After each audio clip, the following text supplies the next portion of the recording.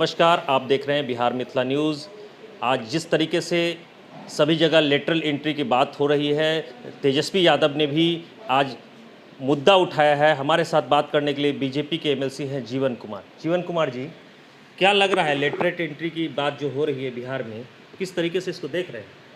देखिए, कोई नई चीज़ नहीं है। ये पहले से लेटरल एंट्री सिस्टम आ रहा है और लेटरल एंट्री में जो लोग जिस फील्ड के एक्सपर्ट होते हैं उनका सिलेक्शन किया जाता है और सिलेक्शन करके उनकी पोस्टिंग होती है वहाँ पर।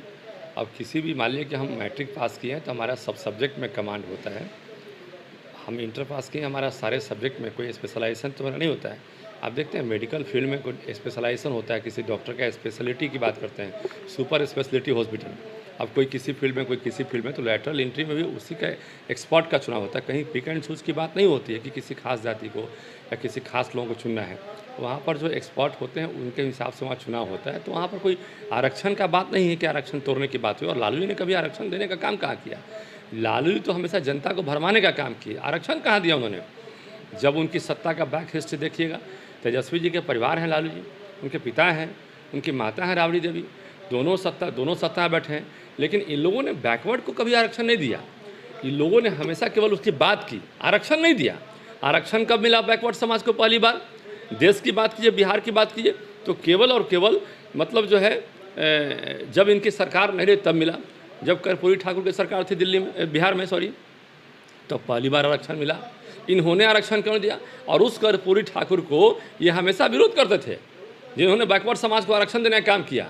आज जो है आरक्षण की बात करते हैं। आरक्षण के नाम पर ये सत्ता की गद्दी पर किसी तरह बैठना चाहते हैं, आरक्षण के आड़ में। तो ये जनता आप समझ चुकी है। जनता को बहुत लंबे समय से मालूम है कि आपका बैक हिस्ट्री क्या है। काट का हांडी बार बार चढ़ता है? नहीं चढ़ता है ना। तो काट का हांडी बार बार नहीं चढ़ेगा। लोग कितना भी चढ़ाने का प्रयास कर लें। ये तो अपनी जाति के साथ सगा ही किए ही नहीं, ये तो यादवों को भी ठगने का काम किए हैं। यादव समाज को भी देखिएगा, उसमें कई लोग हैं, उसको भी ठगने का काम किया। हमको तो, हमारा घर तो बेटा के पास है, उसमें तो कई लोग बोलते हैं हमको कि हम लोगों को ठगने का काम किए। पाल समाज के लोग हैं, उसमें गरड़ी समाज के लोग हैं, उसमें गुरैया बहुत, उसमें मजरौट समाज के लोग, किसरौट समाज के लोग हैं। तो उस समाज के भी लोग अलग अलग हमसे बोलते हैं कि हम लोग को भी ठगने का काम किया। तो ये किसी को कोई ऐसा सगा नहीं जिसको कि इन लोगों ने ठगा नहीं। तो भाई कैसे बात करते हैं ये? तो गलत बात है। चिराग पासवान ने भी आज प्रेस कॉन्फ्रेंस किया है। उन्होंने कहा है कि मांझी जी क्या कर रहे हैं, मांझी जी को भी ऐसा स्टेटमेंट देना चाहिए। इस तरह से चिराग पासवान ने भी इसका समर्थन ही किया है एक तरह से। तो ये चिराग पासवान के स्टेटमेंट को हमने देखा नहीं है, इसलिए हम उस पर कोई कमेंट नहीं कर सकते हैं।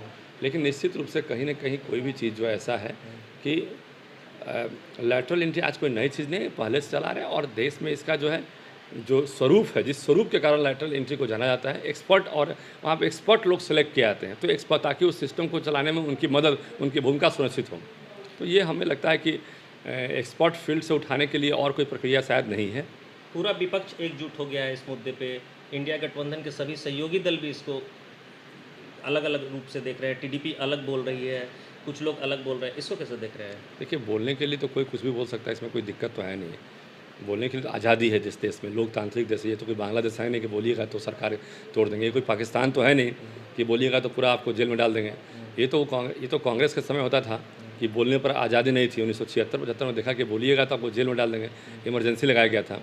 ये तो बंगाल में होता है। चिराग ने भी कहा है कि मैंने प्रधानमंत्री को चिट्ठी लिखी है। ठीक है, बंगाल में होता है कि भाई बोलिएगा तो आपको जो है। लेकिन मुझे लगता है कि इसमें एक्सपर्ट लोगों को सिलेक्शन का जो तरीका सरकार ने चुना है, इससे देश के विकास में हमें मजबूती ही मिलेगी, हमें ऐसा लगता है। तो ये थे हमारे साथ जीवन कुमार, जो बेबाकी से अपनी बात रख रहे थे और कैसे उन्होंने कहा कि विपक्ष का काम ही है ये करना। विकास कुमार, मिथिला न्यूज़, पटना।